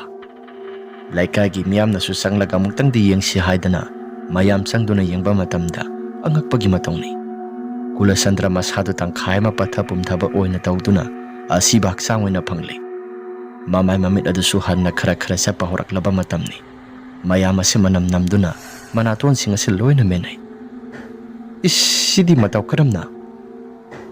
ꯃꯇꯧ ꯑꯗꯨꯗ ꯁꯅꯥꯌꯥꯏꯃ ꯑꯃꯗꯤ ꯔꯟꯖꯤꯠ ꯉꯛꯄꯅ ꯈꯝ ꯊꯦꯡꯂꯤ꯫ ꯉꯔꯥꯡ ꯇꯧꯔꯤꯕ ꯄꯨꯝꯅꯃꯛꯁꯤꯡ ꯑꯗꯨꯗꯤ ꯃꯈꯣꯏꯅ ꯊꯦꯡꯅꯈꯤꯕ ꯀꯨꯂꯆꯟꯗ꯭ꯔꯗꯨꯗꯤ ꯑꯁꯦꯡꯕ ꯀꯨꯂꯆꯟꯗ꯭ꯔ ꯅꯠꯇꯦ ꯍꯥꯏꯕꯁꯤ ꯑꯗꯨꯃꯛ ꯈꯪꯂꯤ꯫ ꯊꯋꯥꯏ ꯃꯤꯔꯦꯜꯅꯤ ꯍꯥꯏꯕꯁꯤ ꯑꯗꯨꯃꯛ ꯈꯪꯂꯕ ꯀꯥꯟ ꯑꯗꯨꯗ ꯍꯦꯟꯅ ꯀꯤꯔꯛꯂꯤ꯫ ꯑꯗꯨꯕꯨ ꯀꯨꯂꯆꯟꯗ꯭ꯔꯒꯤ ꯑꯁꯤꯕ ꯍꯛꯆꯥꯡ ꯑꯁꯤ ꯄꯣꯠꯂꯣꯏꯔꯕꯁꯨ ꯃꯈꯥ ꯇꯥꯅ ꯁꯨꯒꯤ ꯐꯥꯔꯝ ꯑꯁꯤꯗ ꯆꯠꯄ ꯀꯅꯥꯒꯨꯝꯕ ꯑꯃꯠꯇ ꯉꯝꯅꯈꯤꯗ꯭ꯔꯤ꯫ ꯁꯅꯥꯌꯥꯏꯃ ꯑꯃꯗꯤ ꯔꯟꯖꯤꯠꯁꯨ ꯐꯅ ꯀꯨꯏꯅ ꯀꯅꯥꯒꯨꯝꯕ ꯑꯃꯠꯇ ꯍꯦꯛ ꯆꯠꯇꯦ ꯂꯧꯕꯨꯛꯇ꯫ ꯑꯗꯨꯕꯨ ꯃꯇꯧ ꯀꯔꯝꯅ ꯊꯕꯛꯁꯤꯡ ꯑꯁꯤ ꯁꯨꯒꯅꯤ ꯍꯥꯏꯗꯅ ꯈꯜꯂꯛꯂꯕ ꯃꯇꯝ ꯑꯗꯨꯗ ꯈꯨꯜ ꯂꯩꯀꯥꯏꯁꯤꯁꯨ ꯅꯨꯃꯤꯗꯥꯡꯒꯤ ꯃꯇꯝꯗ ꯈꯨꯜꯒꯤ ꯃꯤꯑꯣꯏꯁꯤꯡ ꯆꯠꯄ ꯉꯝꯅꯔꯛꯇ꯭ꯔꯕ ꯃꯗꯨꯒꯤ ꯃꯇꯝ ꯑꯗꯨꯗ ꯃꯥꯏꯕ ꯑꯃ ꯀꯧꯔꯤ꯫ ꯃꯥꯏꯕꯗꯨꯅ ꯐꯖꯅ ꯌꯦꯡꯊꯣꯛꯂꯕ ꯃꯇꯨꯡꯗ ꯑꯁꯨꯝꯅ ꯍꯥꯏꯔꯛꯏ: "ꯂꯩꯀꯥꯏꯒꯤ ꯃꯤꯑꯣꯏꯁꯤꯡꯗ ꯊꯣꯏꯗꯣꯛꯅ ꯁꯥꯎꯕ ꯑꯃꯠꯇ ꯂꯩꯇꯦ꯫ ꯑꯍꯜ ꯑꯁꯤ ꯈꯔ ꯄꯦꯟꯈꯤꯗ꯭ꯔꯦ꯫ ꯑꯗꯨꯅ ꯃꯩꯈꯨꯗ ꯁꯨꯝ ꯇꯥꯏꯅꯈꯤꯕꯅ ꯀꯦꯟꯁꯔꯒꯤ ꯐꯣꯝ ꯂꯥꯛꯇꯨꯅ ꯃꯍꯥꯛ ꯑꯁꯤ ꯀꯦꯟꯁꯔ ꯅꯥꯗꯨꯅ ꯁꯤꯈꯤꯕꯅꯤ꯫ ꯂꯧꯕꯨꯛ ꯑꯁꯤꯗ ꯂꯩꯔꯤꯕ ꯃꯤꯑꯣꯏꯁꯤꯡ ꯈꯔ ꯑꯀꯤ ꯑꯈꯪ ꯅꯪꯍꯜꯂꯕꯁꯨ ꯃꯍꯥꯛ ꯀꯔꯤꯒꯨꯝꯕ ꯑꯃꯠꯇꯗꯤ ꯄꯤꯗꯕꯅꯤ꯫ ꯑꯉꯥꯎ ꯑꯐꯩꯒꯤ ꯃꯇꯧꯁꯤꯡ ꯑꯃꯗꯤ ꯁꯤꯕ ꯅꯥꯕ ꯀꯔꯤꯒꯨꯝꯕ ꯑꯃꯠꯇꯁꯨ ꯄꯤꯗꯕꯅꯤ꯫ ꯃꯍꯥꯛꯀꯤ ꯁꯨ ꯑꯁꯤꯗꯁꯨ ꯉꯔꯥꯡ ꯃꯩ ꯆꯥꯛꯄꯒꯤ ꯃꯈꯣꯜ ꯈꯔ ꯊꯣꯛꯄ, ꯃꯩꯈꯨ ꯊꯣꯛꯄꯗꯨꯁꯨ ꯃꯍꯥꯛꯀꯤ ꯃꯊꯧ ꯃꯉꯝꯁꯤꯡ ꯄꯥꯡꯊꯣꯛꯄꯤꯌꯨ ꯍꯥꯏꯗꯅ ꯁꯈꯤꯅꯥ ꯄꯤꯔꯛꯄꯅꯤ꯫ ꯅꯈꯣꯏꯅ ꯉꯜꯂꯤꯉꯩ ꯃꯇꯝꯗ ꯃꯁꯤ ꯀꯩꯅꯣ ꯈꯔ ꯌꯦꯡꯊꯣꯛꯍꯧꯔꯤꯕ, ꯁꯦꯕꯥ ꯇꯧꯍꯧꯔꯤꯕꯁꯤ ꯌꯥꯝꯅ ꯐꯔꯕꯅꯤ꯫ ꯃꯍꯥꯛꯀꯤ ꯍꯛꯆꯥꯡ ꯑꯁꯤ ꯍꯞꯇꯥ ꯐꯥꯗꯅ ꯅꯈꯣꯏꯅ ꯂꯣꯏꯁꯤꯟꯈꯤꯕꯗꯣ ꯃꯗꯨ ꯌꯥꯝꯅ ꯐꯔꯕꯅꯤ꯫ ꯑꯁꯨꯝ ꯀꯨꯏꯅ ꯀꯨꯏꯊꯔꯛꯂꯕꯗꯤ ꯈꯨꯗꯣꯡꯊꯤꯕ ꯀꯌꯥ ꯃꯔꯨꯝ ꯑꯃꯁꯨ ꯅꯈꯣꯏ ꯅꯪꯂꯛꯄ ꯌꯥꯅ ꯂꯩꯔꯤꯕꯅꯤ꯫ "ꯑꯣꯖꯥ ꯃꯥꯏꯕ, ꯐꯥꯔꯝ ꯑꯁꯤꯗ ꯇꯝꯅꯔꯤꯕ ꯃꯌꯥꯝ ꯑꯁꯤ ꯀꯩꯅꯣ ꯈꯔ ꯑꯣꯖꯥ ꯃꯥꯏꯕꯅ ꯂꯣꯏꯁꯤꯟꯕꯤꯕ ꯌꯥꯔꯣꯏꯗ꯭ꯔꯥ?" ꯁꯅꯥꯌꯥꯏꯃꯅ ꯍꯥꯏꯔꯛꯄꯅꯤ꯫ "ꯂꯣꯏꯁꯤꯟꯕꯕꯨꯗꯤ ꯌꯥꯅꯤꯗ꯫ ꯑꯍꯜ ꯑꯁꯤ ꯃꯇꯣꯝꯇ ꯍꯦꯛꯇ ꯊꯥꯗꯣꯛꯇꯨꯅ ꯊꯝꯕꯗꯨꯗ ꯀꯩꯅꯣ ꯈꯔ ꯃꯍꯥꯛꯅꯁꯨ ꯂꯥꯏꯒꯤ ꯇꯤꯟꯒꯤ ꯃꯔꯝꯗ ꯈꯔ ꯁꯥꯟꯅꯊꯣꯛꯎꯔꯤ꯫ ꯑꯍꯜꯒꯤ ꯃꯇꯝ ꯑꯣꯏꯁꯤꯜꯂꯛꯄꯅꯤꯅ ꯂꯥꯏꯒꯤ ꯇꯤꯟꯒꯤ ꯁꯥꯟꯅꯕꯁꯤ ꯃꯍꯥꯛꯁꯨ ꯊꯧꯗꯥꯡ ꯑꯁꯤ ꯃꯄꯨꯡ ꯐꯥꯅ ꯄꯨꯕ ꯉꯝꯗꯕ ꯑꯍꯜꯒꯤ ꯃꯇꯝ ꯑꯣꯏꯁꯤꯜꯂꯛꯄꯅꯤꯅ ꯂꯥꯏꯁꯤꯡ ꯑꯁꯤꯅ ꯃꯍꯥꯛꯅ ꯉꯝꯒꯗꯕꯗ ꯂꯥꯏꯁꯤꯡ ꯑꯁꯤꯅ ꯉꯝꯁꯤꯜꯂꯛꯄꯅꯤ꯫ ꯃꯗꯨꯅ ꯊꯣꯛꯂꯛꯄ ꯈꯨꯗꯣꯡꯊꯤꯕ ꯉꯥꯛꯇ, ꯑꯌꯥꯝꯕ ꯉꯥꯛꯇ ꯑꯣꯏꯁꯤꯜꯂꯛꯀꯗꯧꯔꯤꯕꯅꯤ꯫ ꯍꯧꯖꯤꯛꯄꯨꯗꯤ ꯉꯜꯂꯤꯉꯩ ꯃꯇꯝ ꯑꯁꯤꯗ ꯌꯦꯡꯍꯧꯔꯤꯕꯁꯤ ꯃꯁꯤ ꯌꯥꯝꯅ ꯐꯔꯕꯅꯤ꯫ ꯃꯃꯥꯡ ꯊꯛꯀꯤ ꯃꯇꯝꯗ ꯒꯟꯖꯥ ꯊꯛꯄ ꯇꯧꯔꯤꯉꯩ ꯃꯇꯝ, ꯒꯟꯖꯥ ꯄꯨꯟꯅ ꯊꯛꯃꯤꯟꯅꯔꯤꯉꯩ ꯃꯇꯝ ꯑꯗꯨꯗ ꯁꯅꯥꯌꯥꯏꯃꯅ ꯊꯦꯡꯅꯈꯤꯕ ꯃꯌꯥꯝꯁꯤꯡ ꯑꯗꯣ ꯃꯊꯪ ꯃꯅꯥꯎ ꯅꯥꯏꯅ ꯅꯤꯡꯁꯤꯡꯂꯛꯏ꯫ ꯒꯟꯖꯥ ꯊꯛꯅ ꯀꯣꯜ ꯑꯁꯤꯗ ꯀꯣꯜꯂꯤꯛ ꯃꯌꯥꯝ ꯑꯃ ꯇꯥꯔꯛꯄ, ꯑꯗꯨꯒ ꯆꯐꯨ ꯎꯌꯥꯟ ꯃꯌꯥꯝ ꯑꯁꯤ ꯀꯣꯜꯂꯤꯛ ꯂꯦꯡꯕꯒꯨꯝꯅ ꯆꯐꯨ ꯎꯌꯥꯟꯁꯤꯡ ꯑꯁꯤꯁꯨ ꯒ꯭ꯔꯣꯡ ꯂꯥꯎꯅ ꯂꯦꯡꯈꯤꯕ ꯃꯌꯥꯝꯁꯤꯡ ꯑꯗꯣ ꯃꯊꯪ ꯃꯅꯥꯎ ꯅꯥꯏꯅ ꯅꯤꯡꯁꯤꯡꯂꯛꯂꯤ꯫ ꯑꯁꯨꯝꯅ ꯃꯥꯏꯕꯗꯨꯅ ꯃꯄꯨꯡ ꯐꯥꯅ ꯐꯖꯅ ꯌꯦꯡꯊꯣꯛꯂꯕ ꯃꯇꯨꯡ, ꯂꯥꯏꯒꯤ ꯇꯤꯟꯒꯤ ꯀꯩꯅꯣ ꯈꯔ ꯇꯧꯔꯕ ꯃꯇꯨꯡꯗ ꯀꯩꯁꯨ ꯊꯣꯏꯗꯣꯛꯄ ꯑꯃꯠꯇ ꯇꯧꯔꯛꯈꯤꯗ꯭ꯔꯦ꯫ ꯐꯥꯔꯝ ꯑꯗꯨꯗ ꯍꯧꯔꯝꯕ ꯁꯨ ꯃꯌꯥꯝꯁꯤꯡ ꯑꯗꯨꯁꯨ ꯂꯣꯏꯅ ꯌꯥꯟꯊꯠꯂꯦ꯫ ꯑꯗꯨꯒ ꯐꯥꯔꯝ ꯑꯁꯤꯗ ꯂꯩꯔꯤꯕ ꯁꯪꯇꯞ ꯃꯆꯥꯗꯨꯁꯨ ꯂꯣꯏꯅ ꯍꯦꯛꯇ ꯊꯨꯒꯥꯏꯔꯦ꯫ ꯃꯗꯨꯒꯤ ꯃꯇꯨꯡ ꯇꯥꯔꯛꯄꯗ ꯀꯩꯁꯨ ꯊꯣꯏꯗꯣꯛꯄ ꯑꯃꯠꯇꯗꯤ ꯇꯧꯈꯤꯗ꯭ꯔꯦ꯫ ꯔꯟꯖꯤꯠ ꯑꯃꯗꯤ ꯁꯅꯥꯌꯥꯏꯃ ꯅꯨꯡꯉꯥꯏꯅ ꯏꯪꯅ ꯆꯤꯛꯅ ꯐꯥꯔꯝ ꯑꯗꯨꯗ ꯑꯗꯨꯃꯛ ꯅꯨꯡꯉꯥꯏꯅ ꯊꯕꯛ ꯏꯪꯈꯥꯡ ꯁꯨꯗꯨꯅ ꯑꯗꯨꯃꯛ ꯂꯩꯈ꯭ꯔꯦ꯫ ꯋꯥꯔꯤ ꯑꯁꯤ ꯃꯇꯥꯡ ꯑꯁꯤꯗ ꯂꯣꯏꯁꯤꯟꯖꯔꯤ꯫ ꯋꯥꯔꯤ ꯑꯁꯤ ꯅꯨꯡꯉꯥꯏꯕꯤꯔꯕꯗꯤ ꯂꯥꯏꯛ ꯑꯃꯗꯤ ꯁꯕꯁꯀ꯭ꯔꯥꯏꯕ ꯁꯤꯌꯔ ꯇꯧꯕꯤꯔꯝꯃꯨ ꯍꯥꯏꯗꯨꯅ ꯍꯥꯏꯖꯔꯤ꯫ ꯐꯔꯦ ꯃꯌꯥꯝ, ꯑꯗꯨꯗꯤ ꯋꯥꯔꯤ ꯑꯁꯤ ꯃꯇꯥꯡ ꯑꯁꯤꯗ ꯂꯣꯏꯁꯤꯟꯖꯔꯕꯅꯤꯅ ꯃꯊꯪꯒꯤ ꯋꯥꯔꯤꯗ ꯑꯃꯨꯛ ꯍꯟꯅ ꯊꯦꯡꯅꯔꯁꯤ꯫